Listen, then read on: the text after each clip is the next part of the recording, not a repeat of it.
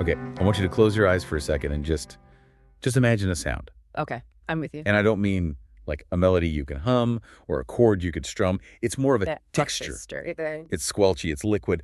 The source material we're digging into today uses these incredible Japanese onomatopoeias for it. Pijurubjuru and gunya gunya. Which are just fantastic words. You can almost feel them. You really can. They sound exactly like what they're describing. It's like a machine is screaming, but in a way that for some reason, it makes you want to move. Mm-hmm. Do you recognize that sound? Because if you do, you know we're talking about one of the biggest happy accidents in music history. It's the definition of a happy accident. We're talking about a piece of technology that was a complete flop, Right. a failure, and it somehow sparked a global cultural revolution. Welcome back to the deep dive. Today we are going deep into acid house. I'm ready. We're basing this on a really fascinating column by MMR, Acid House, Chemical Reaction of Sound and Cultural Transformation, and a pretty thick stack of archival notes, too. And our mission today is, it sounds simple, but the more you read, the more mind-blowing it is.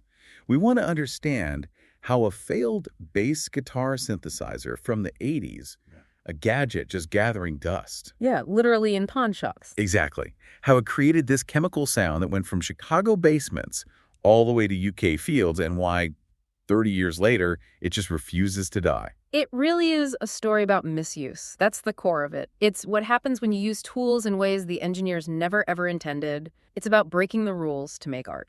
So let's set the scene. Take us back.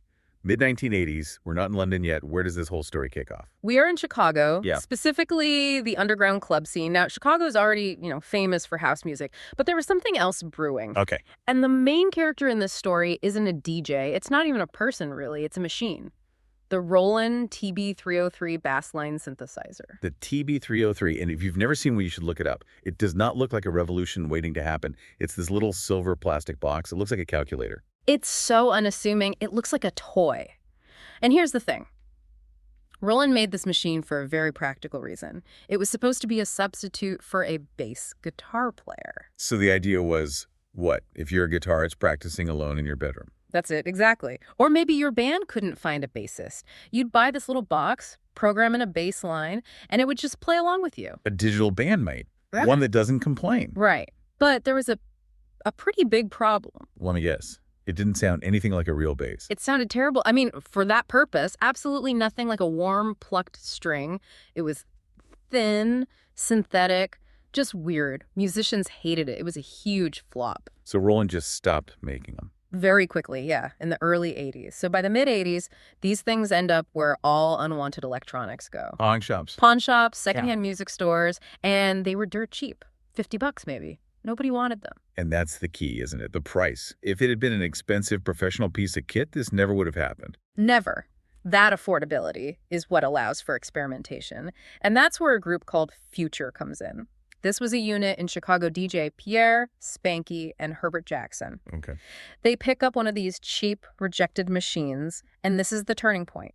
Because they weren't trying to replace a bass player, they were making electronic music. They didn't care about the instruction manual. They weren't trying to make it sound real. No, they just started messing with it, abusing it, really. They'd program a pattern, and then while it was playing, they just started cranking the knobs, pushing the resonance filters way beyond the intended limits. Making sounds the engineers in Japan probably thought were errors. I'm sure they did. Why would you ever want your bass guitar to scream and gurgle like that? The source calls the result writhing, liquid, psychedelic. And that is the birth of the acid sound.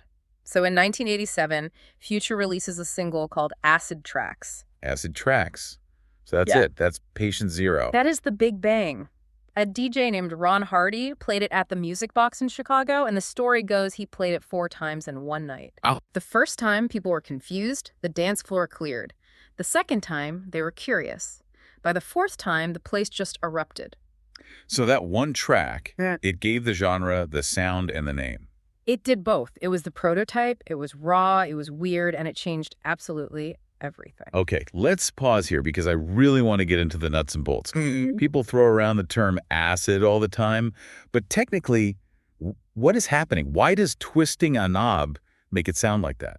It's a great question, and the source breaks it down really well. There's a specific chemical formula to it, and it all comes down to 2 main controls on that little silver box. Okay, break it down for us. First, you have the filter resonance. This is the key to that scream. All right, resonance. What is that actually doing to the sound? So imagine you have a sound wave. A filter usually just cuts off the high frequencies to make it sound duller, more bassy. Okay. But the resonance control takes that specific point where the filter is cutting off, and it boosts it. It creates a massive peak right at that edge. So it's like a spike in the audio. A huge spike. It creates this self-oscillating feedback that makes the sound whistle or scream. When you crank that knob, you get that piercing, squelchy tone, the pijurupjuru. Got it. Okay, so that's the scream. What about the movement, that twisting sound, the gunya-gunya? That's the second part, the slides. The TB-303 lets you program one note to slide its pitch directly into the next note. Kind of like a trombone? Exactly like that, but electronic and way faster. So when you combine that high screaming resonance with these pitch slides, you get that twisting effect.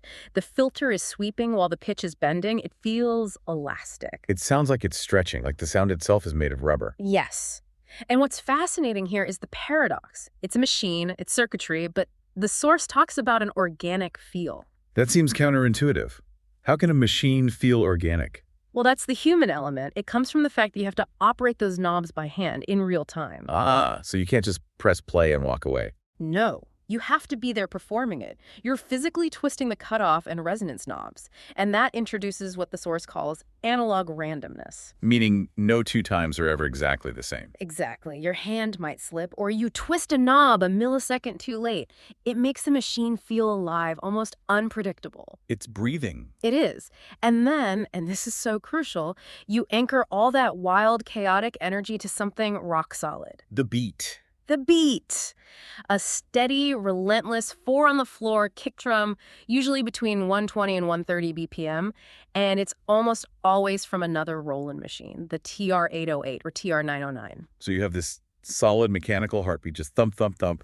And then floating on top is this 303 bass line just going absolutely crazy. That tension is the secret sauce, and it leads to this huge psychological effect. The structure of the music is super minimalist. It's just repetitive loops. Which on paper sounds really boring. Totally. But the brain loves repetition, and it also craves novelty. Acid gives you both. You have the loop that locks you in, but the texture of the sound is constantly changing. Because of the hands on the knobs. Right. And those long buildups and subtle shifts are designed to put you in a trance. The source actually calls it a chemical sound. It creates a trip sensation. And remember, this was for dark clubs with fog and strobes. The sound and the environment, they work together. They were meant to dissolve your sense of self. So Acid Tracks comes out in Chicago in '87.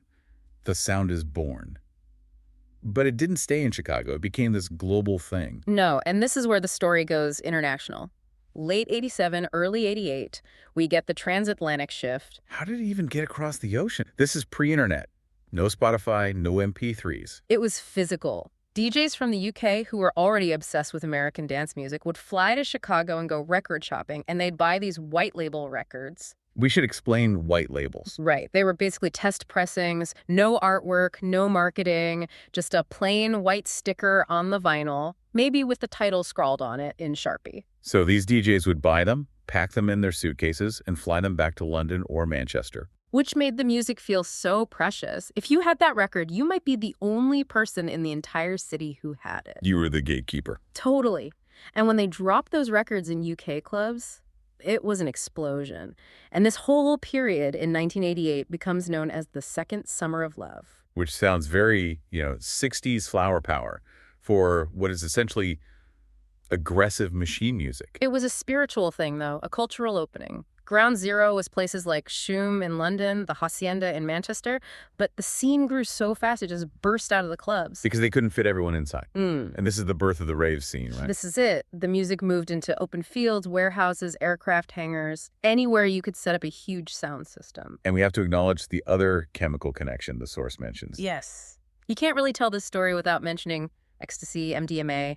The source notes a very strong connection between the music and the rise of the drug in the UK at that time. It was a synergy. A perfect synergy. The repetitive, trance-inducing nature of the music just clicked with the effects of the drug. It fueled the energy of these all-night parties. So it wasn't just about listening. It became this, full sensory communal experience. Exactly. And the UK artists, they took that Chicago blueprint and just ran with it. They made it their own. It got a bit rough around the edges, didn't it? It did. You have artists like a guy called Gerald with Voodoo Ray, which is a total anthem, 808 State with Pacific State. And groups like the KLF and Orbital start using those acid sounds, too. Right. They start folding it into a bigger rave sound. They took the Chicago groove and added this chaotic, very British, almost punk energy to it. Yeah, we can't talk about acid house without talking about the look. Because when I think of this era, I don't just hear the sound, I see a very specific image. Yeah, yellow face. The smiley face. It's so weird that this became the icon. This simple, innocent symbol of happiness became the logo for a massive, often illegal counterculture movement. It's kind of the perfect irony, isn't it? It is. But it also fits that summer of love euphoria. But the whole aesthetic was bigger than just the smiley. It was loud. Visually loud. Very loud. Neon colors, fluorescent yellows and greens, psychedelic patterns, and importantly, it was a DIY culture. The source connects it to Zen culture. Which makes sense. No internet, no social media to promote parties. Right. The graphics weren't made by marketing firms. They were on flyers and T-shirts made by kids in the scene. They were photocopying things, cutting and pasting. It was a grassroots visual movement. And that look had a long tail. It didn't just stop in 1989. No way. That whole aesthetic, the baggy clothes, the neon, the smileys, it directly influenced trance, techno, and breakbeat fashion well into the 90s. It's still being referenced today. So we got the sound, we've got the look. But genres usually have shelf life. They come and they go. The source claims acid house is a mutant that survived. Mutant is the perfect word for it. It didn't stay static. It moved and it changed. It just refused to be one thing. So where did it go after the UK? Well, in the 90s, it really hit Germany, but it got harder. It became hard acid. Hard acid. I'm guessing faster. Much faster, more aggressive, more distorted. It really paved the way for what became acid techno. Then in the late 90s, in France and Belgium, it started fusing with trance music. And the source even mentions things like acid jazz and acid trap. Exactly. That acid sound just bled into everything. There's a great example in the notes about remix culture, the song Yeki Yek by Mori Kante. The West African track, right, with the kora. Yes, a huge global hit. But a German duo called Hard Floor did a remix, and they just injected these pure, screaming 303 lines all over it. That sounds like a culture clash. But it works. It's a perfect example of how the sound crossed borders. It wasn't just for dark clubs anymore. It proved that the acid sound wasn't just a genre, it was an instrument. And today, it's just nostalgia. There's definitely a lot of nostalgia. You see vinyl reissues, classic rave sets on YouTube. It's treated with a kind of reverence now. But the technology itself is back, too. That's the biggest thing, the technological resurrection.